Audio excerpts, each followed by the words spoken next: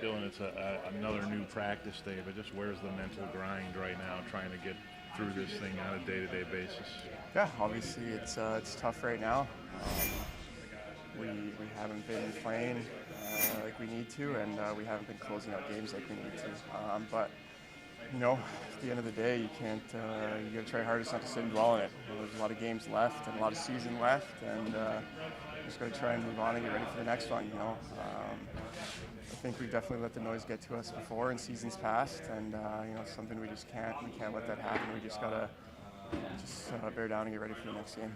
How much solace do you take of those standings? I know you guys could be 15 points out of this thing, and it's 3 or whatever it is. Exactly. I mean, that's the way you got to look at it. We've been on the streak we've been on, and we're still right there with everyone else. So in a way, it's kind of lucky, but enough's enough, and we just can't give up. There's so many games left, and anything can happen still. So we just can't get too down and just get ready for the next one. Dylan, we've seen the power play be lethal in the league's best stretches. What's happened to maybe the past few weeks in your opinion?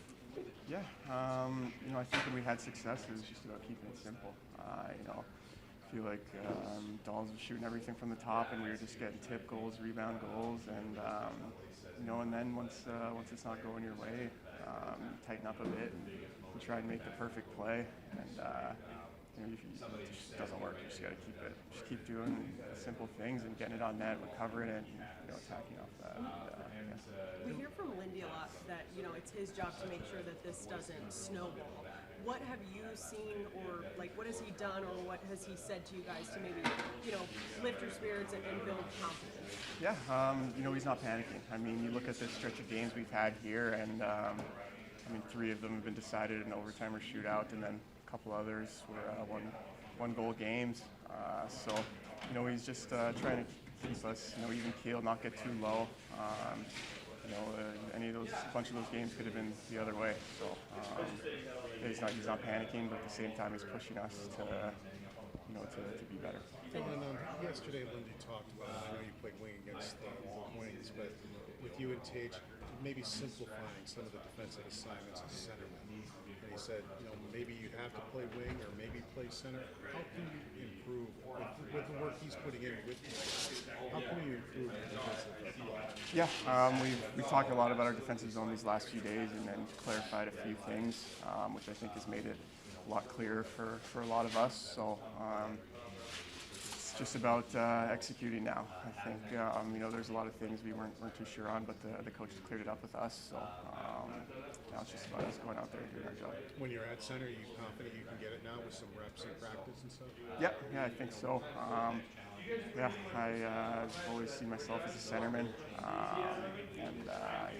but at the same time, if they want me on wing, I can play wing. I'm good with either, whatever they see best for the team. Tage brought out yesterday after the game just how Rasmus has missed his 3rd straight game and what he brings, obviously, to this locker room as a captain. Have there been any other guys that have really kind of stepped up, not necessarily in his place, but just in addition to him and again, the leadership, I guess, that he brings? Yeah, I think there's a lot of guys in this room who use their voices and talk, and I think one guy is a veteran guy is Zucker.